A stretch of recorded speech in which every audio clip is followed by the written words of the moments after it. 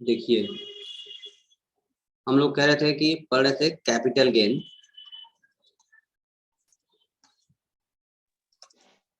ठीक, इस capital gain में हम बताया था आपको, पहली बात तो क्या हो, ये दो चीजें में होगी यहाँ पर। एक तो क्या हो रहा हो, आपका कैपिटल एसेट्स हो,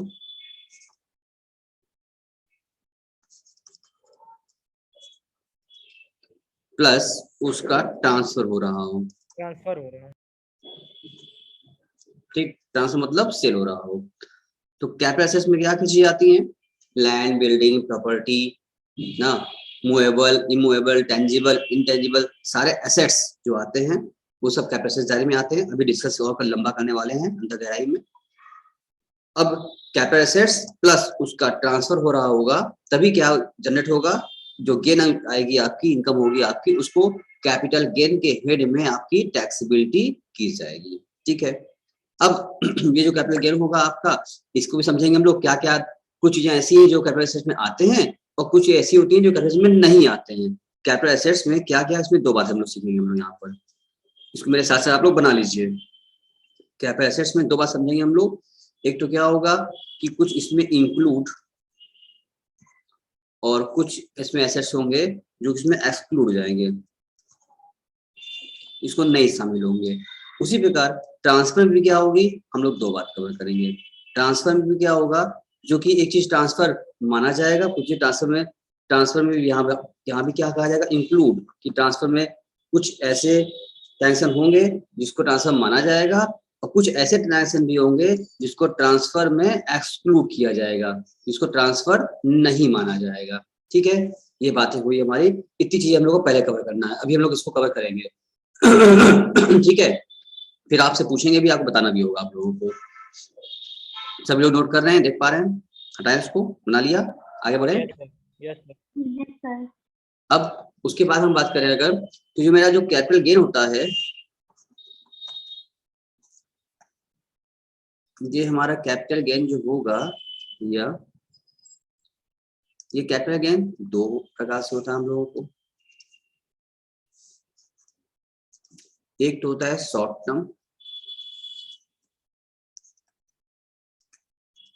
capital gain, long term capital.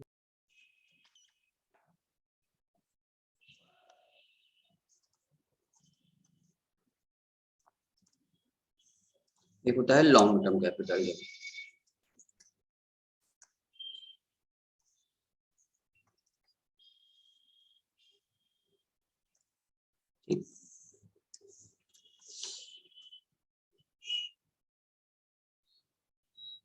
कोई वैसे जब बेचते हैं, इसका होता है पीरियड 1 साल, 2 साल, 3 साल का कॉन्सेप्ट है, अमेंडमेंट हुआ है इसमें, हम अभी दिखाते हैं आपको, कवर कराते हैं। अभी मान चलिए एक कम अवधि का, एक लंबे अवधि का, दोनों का दो प्रकार का कैपिटल गेन होता है। ठीक है, लॉन्ग टर्म जो कैपिटल गेन होगा उसकी टैक्सेबिलिटी अलग होगी, शॉर्ट टर्म का जो कैपिटल गेन होगा उसकी टैक्सेबिलिटी अलग होगी। शॉर्ट टर्म वाले में कुछ ऐसे होंगे जो कि फ्लैट 15% में आएंगे और कुछ ऐसे होंगे जो कि आपके स्लैब में चले जाएंगे।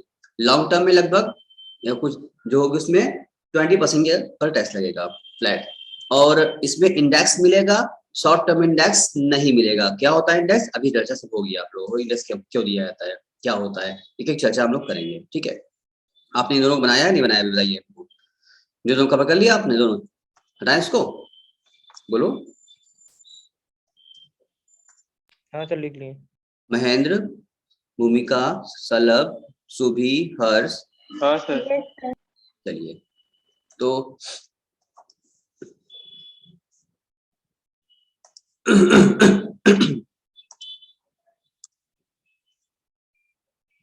यहाँ हम आते हैं आपके, आपको दिख रहा होगा आपके स्क्रीन पर चैप्टर, जो कि हमने कुछ कल कवर कर लिया था। बेसिक चीजें हमने बता दिया था आपको कि कैपिटल एसेट्स होगा, उसमें क्या क्या आएगा, ठीक है ना, और क्या क्या उसमें नहीं आएगा। कल हमने डिस्कस किया था आप लोगों से सारी बातें, क्या छोड़ना है उसमें, उसमें पर्सनल इफेक्ट छोड़ना होता है आप लोगों को, उसमें भी कोई गोल्ड ज्वेलरी वगैरह है, बॉन्ड गोल्ड ज्वेलरी है आपके पास है, कोई प्रीसियस मेटल है, तो वो सब पर्सनल होने के बावजूद भी क्या हो जाएगा, टैक्सेबल हो जाएगा आपके पास, ठीक है। उसके बाद अब आपको ये था इसमें सेल्फ जनरेटेड एसेट्स पढ़ना है आप लोगों को ना। सेल्फ जनरेटेड एसेट्स क्या होता है, ये कवर करना है हम लोगों को। चलिए कवर करते हैं, देखते हैं क्या है ये सेल्फ जनरेटेड एसेट्स क्या होता है। हाँ हाँ हाँ हाँ हाँ, ठीक है, ठीक। आधार कार्ड, मोबाइल नंबर, मोबाइल साथ,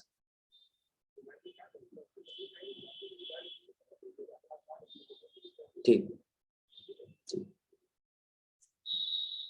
चलो, तो सेल्फ जनरेटेड एसेट्स में क्या होगा, समझो क्या होता है। Self generated assets are treated as capital assets. ऐसा ऐसा जो खुद से जनरेट कर रहे हैं सेल्फ जॉब, उसको भी कैपिटल एसेट्स माना जाएगा। उसमें क्या आएगा, self generated goodwill of A business. आप जो बिजनेस करते हैं, आपकी बिजनेस का लंबा चौड़ा अगर काम धाम होता है और कई सालों से काम चल रहा है, तो नेम एंड फेम जो आपकी अच्छी खासी बन जाती है और आपकी मार्केट में गुडविल बन जाती है, तो जब वो फॉर्म आप सेल करते हैं तो साथ में गुडविल भी काफी पैसा आप एक्स्ट्रा ले लेते हैं। तो वो भी आपका गुडविल तो आपका कहीं इंटेंजिबल है, वो खुद से आपने अपनी मेहनत से जनरेट किया था, तो भी आपका कैपिटल एसेट माना जाएगा। Self generated tenancy right, stage carriage permit and loom hours, ये सभी सेल्फ जनरेटेड से होते हैं। लूम आवर्स समझते क्या होता है, जो बड़े बड़े आपके एसेट्स होते हैं, वो बड़ी मशीन लग जाती है जो घंटों के हिसाब से दी जाती है, लूम आवर बेसिस दी जाती है, वो आपकी पावर खुद से मिलता है, आप लोगों को खुद जनरेट करते हैं आप। राइट टू मैन्युफैक्चर प्रोड्यूस और प्रोसेस एनी आर्टिकल और थिंग, किसी चीज का बनाने का अधिकार, उसको आप किसी को ट्रांसफर कर रहे हो, अगर जो आपने लाइसेंस ले रखा है उसका अधिकार आप किसी और को ट्रांसफर कर रहे हैं आप। Right to carry on any business or profession, आपका अधिकार बेस करने का, जो उस अधिकार को आप ट्रांसफर करना चाहते हैं, तो क्या है, ये सब क्या है, आपके सेल्फ जनरेटेड एसेट्स हैं जो कैपिटल एसेट्स दायरे में माना जाएगा।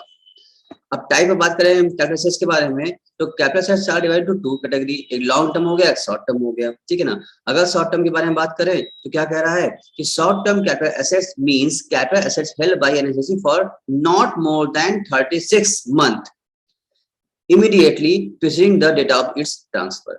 जिस दिन आप एसेट्स को सेल कर रहे हैं, ठीक है ना, वो 3 साल के कम अवधि का आपके पास हो। जैसे मान लिया आपने कोई प्रॉपर्टी परचेज किया है और 2 साल के बाद उसको आप सेल कर रहे हैं, 2 साल पहले आपने परचेज किया है और आप आज उसको आप सेल कर रहे हैं, विद इन 3 ईयर हो गया।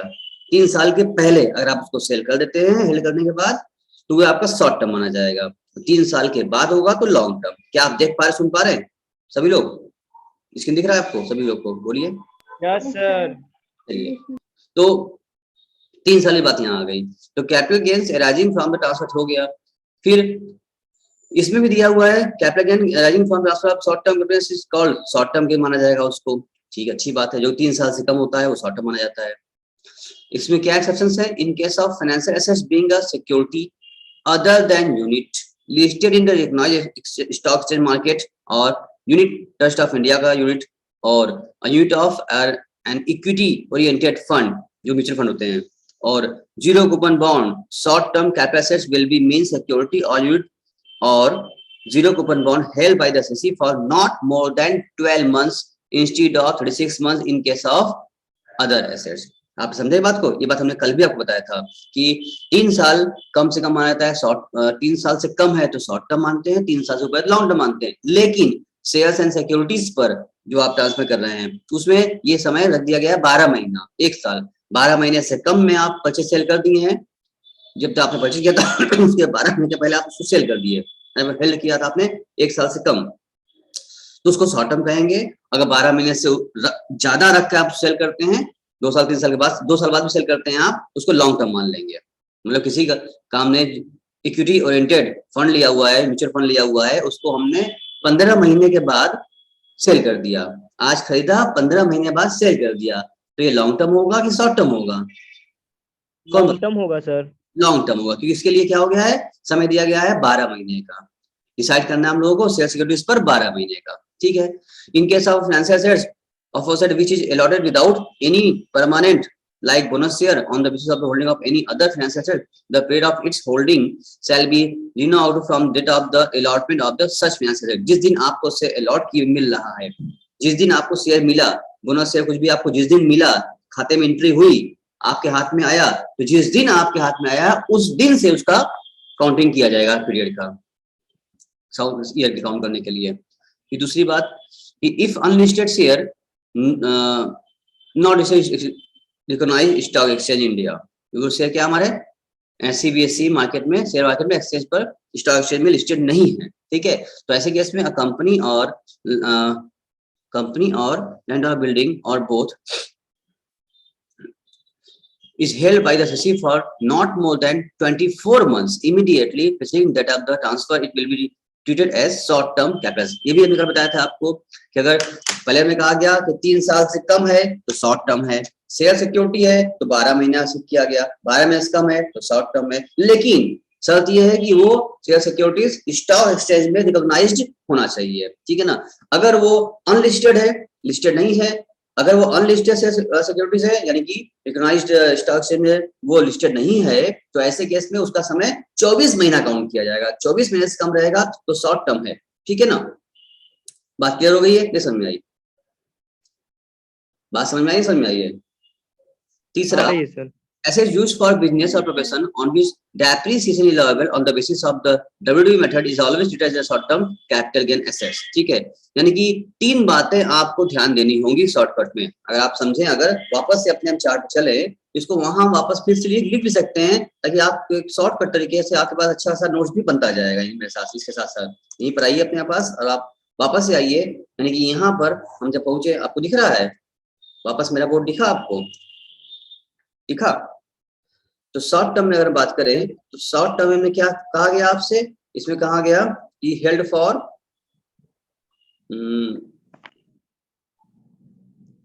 देखो यहाँ पर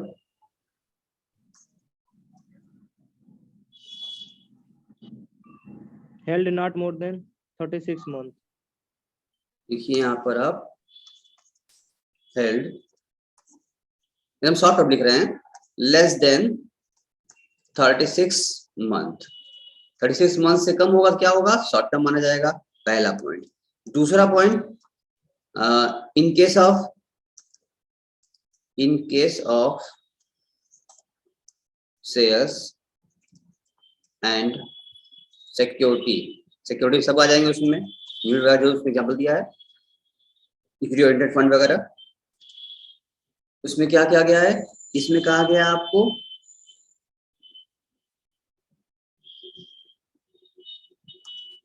लेस देन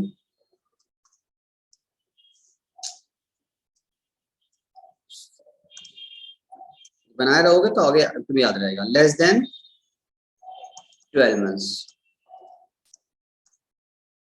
इसमें भी क्या होगा? फॉर लिस्टेड, कहां लिस्टेड होगा? रिकॉग्नाइज्ड स्टॉक एक्सचेंज में लिस्टेड, ठीक है ना। और फिर क्या होगा? फॉर अनलिस्टेड,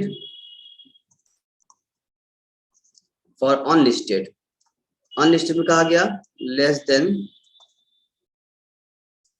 24 मंथ्स, ठीक है। ये बात क्लियर है सबको? सबने बना लिया नहीं? बताइए हम से, ये बात सबको क्लियर है कि पहली बात तो कोई भी आप पैसे रखे हैं 36 महीने से कम पर आप हेल्ड किए हुए हैं, उसको सेल कर दे रहे हैं तो बोलेगा शॉर्ट टर्म, लेकिन इनके हिसाब से सिक्योरिटीज में अगर लिस्टेड है स्टॉक एक्सचेंज मार्केट में, रिकॉग्नाइज्ड स्टॉक एक्सचेंज मार्केट में अगर लिस्टेड है तो 12 महीने से कम शॉर्ट टर्म माना जाएगा, अगर अनलिस्टेड है तो वो 24 महीने से कम क्या माना जाएगा? शॉर्ट टर्म माना जाएगा। ये बात सबने नोट कर लिया? क्लियर है सब बच्चों को? बताइए जल्दी से, बना लिया? मेरे साथ साथ आते जाओ वरना भूल जाओगे, वही सब भूल जाए, तुम्हारा दिमाग उतर जाएगा। आइए अब बात करते हैं नेक्स्ट, अब अगला थर्ड पॉइंट में क्या होगा? डेप्रिसिएबल एसेट्स ना, डेप्रिसिएबल एसेट्स जिसपे क्या करते हैं आप? WDV पर आप डेफिनेशन चार्ज करते हैं, ठीक है ना, वो भी क्या माना जाएगा? ऑलवेज, वो क्या माना जाएगा? Short term, always short term. मतलब ऐसा एसेट जिस पर कि भले ही वो फिक्स एसेट्स है, ठीक है, लेकिन उस पर आप लगाते हैं डेप्रिसिएशन, जैसे मशीनरी,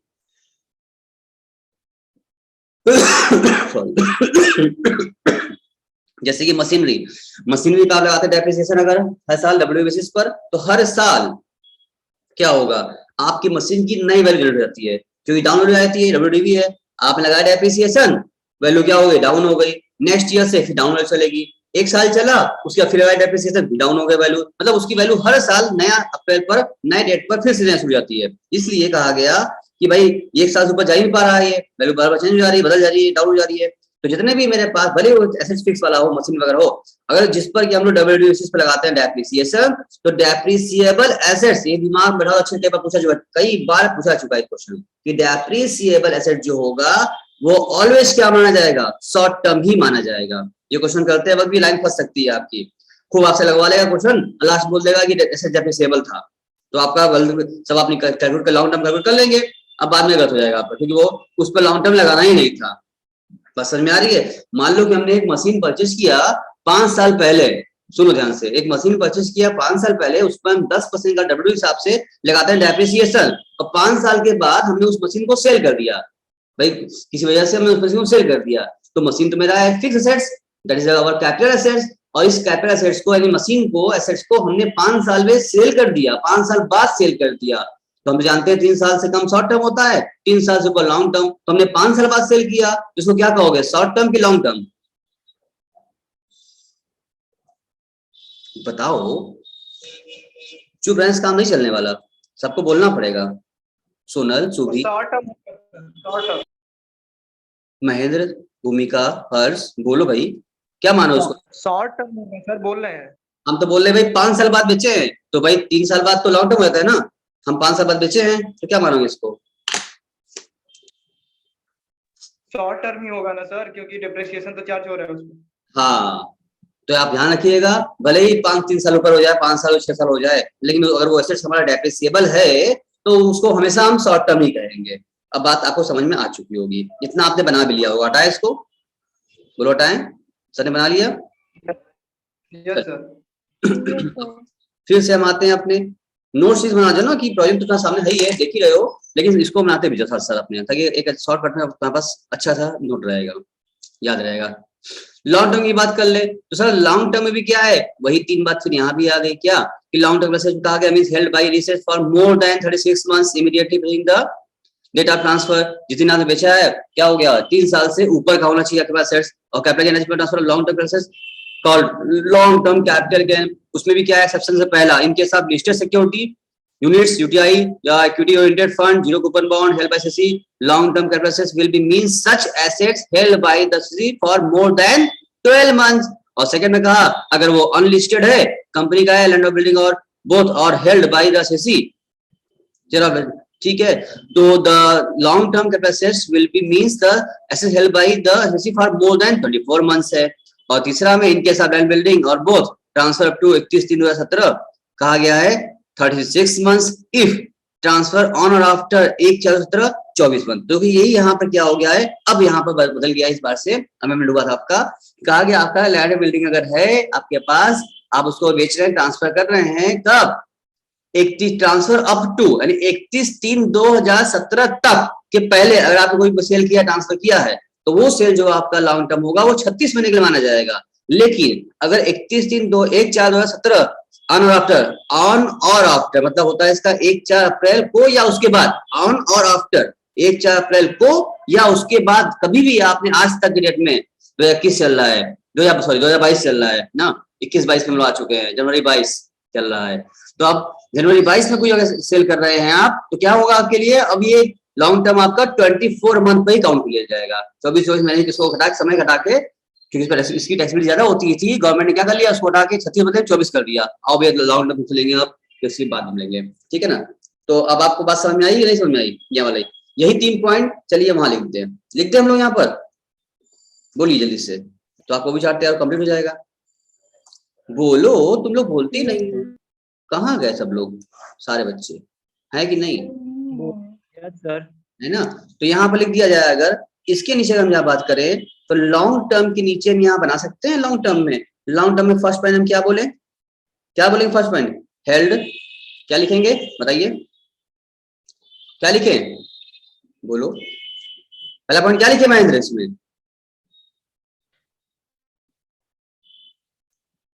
आप कोई बोलेगा ही नहीं। हेल्ड नॉर्मली कहा गया, हेल्ड सर मोर देन 36 मंथ। मोर देन 36 मंथ्स, पहला बात ये आ गया, ठीक है ना। फर्स्ट बात तुमने ये कर लिया, मोर देन, कि नॉर्मली कहा जाता है पहली बात तो आप 36 महीने से ऊपर रखें तो क्या माना गया आपका, लॉन्ग टर्म माना गया, ठीक है। दूसरी बात यहाँ क्या करिए सर, दूसरी बात आपके सामने ये रखी गई कि आपसे ये कहा गया दूसरी बात में क्या, क्यों क्या हो जाए, अगर शेयर सिक्योरिटी की बात करें, इन केस ऑफ शेयर्स या कोई सिक्योरिटीज जो आपके पास है, जो बॉन्ड वगैरह इक्विटी रिलेटेड है, सिक्योरिटी है, तो उसमें भी क्या होगा सर, यहाँ पे क्या हो रही है, for listed and for unlisted, दो बातें यहाँ करनी पड़ेगी हमको यहाँ पर, तो वे लिखिए पर यहाँ पर फॉर लिस्टेड, अगर वो लिस्टेड है तो क्या माना जाएगा उसके लिए, मोर देन 12 मंथ्स। सब क्वेश्चन लगाते वक्त पूरा काम आएगा, डेट वाइज सबको काउंट करना रहेगा, अगर आप भूले रहोगे तो क्वेश्चन नहीं लगा पाओगे, जान लेना। यहाँ क्वेश्चन बहुत शॉर्ट होगा लेकिन इसका प्रोविजन ज्यादा है, प्रोविजन पर अगर पता है तभी क्वेश्चन लग पाएगा इसका न्यूमेरिकल, तो ध्यान से समझो। और क्या है, इसीलिए पूरा हम पढ़ा भी दे रहे हैं, पूरा तुमको बनवा भी दे रहे हैं, ताकि सब एक पेज पर हमारे सामने रहे, कोई डाउट ना रह जाए। फॉर अनलिस्टेड, अगर अनलिस्टेड रहेगा क्या करेंगे, मोर देन